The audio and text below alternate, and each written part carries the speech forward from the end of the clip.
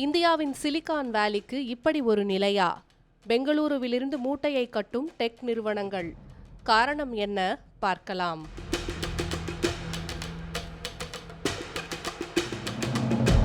இந்தியாவின் சிலிகான் வேலி என பெயரெடுத்த பெங்களூரு ஒரு காலத்தில் இந்தியாவின் தொழில்நுட்ப தலைநகரம் என்றும் வாய்ப்புகள் நிறைந்த பூமி என்றும் கொண்டாடப்பட்டது.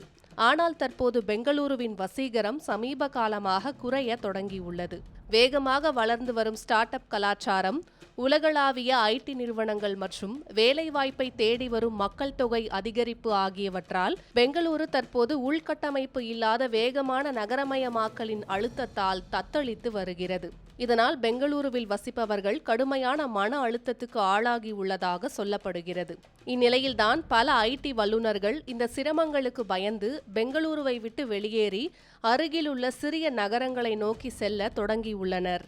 இது குறித்து முதலீட்டு வங்கியாளர் சார்த்தக் அகுஜா லிங்க்டின் தளத்தில் தனது கருத்தை வலியுறுத்தி, மோசமடைந்து வரும் வாழ்க்கை சூழல் காரணமாக மக்கள் பெங்களூருவை விட்டு வெளியேறுவதாக தெரிவித்துள்ளார். மேலும் பெங்களூரு இப்போது உலகிலேயே போக்குவரத்து நெரிசல் மிகுந்த நகரங்களில் 3வது இடத்தில் உள்ளது. மக்கள் சராசரியாக ஒரு ஆண்டுக்கு 134 மணி நேரம் போக்குவரத்து நெரிசலில் சிக்கி தவிக்கின்றனர் என்று அவர் சுட்டிக்காட்டியுள்ளார்.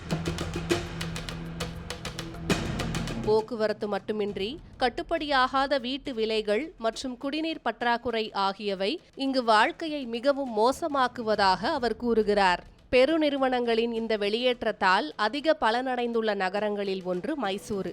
மைசூருவில் எங்கு வேண்டுமானாலும் 15 நிமிடங்களுக்குள் பயணம் செய்யலாம்.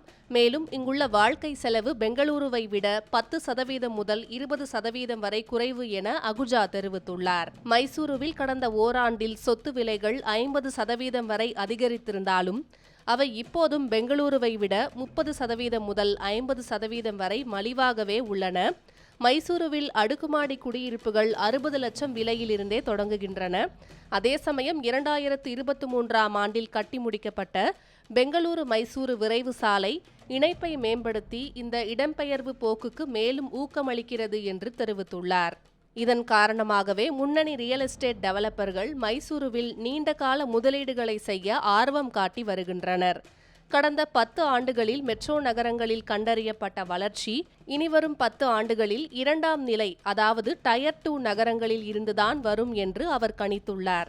இந்தியாவின் பெரிய மெட்ரோ நகரங்கள் உள்கட்டமைப்பு நெருக்கடியை சமாளிக்க போராடும் வேளையில் சிறிய 2ஆம் நிலை நகரங்கள் விரைவில் வளர்ச்சிக்கும் சிறந்த வாழ்க்கைக்கும் புதிய மையமாக உருவெடுக்க வாய்ப்புகள் அதிகம். இது சென்னை, மும்பை, டெல்லி உள்ளிட்ட அனைத்து பெருநகரங்களுக்கும் பொருந்தும் என்பது குறிப்பிடத்தக்கது.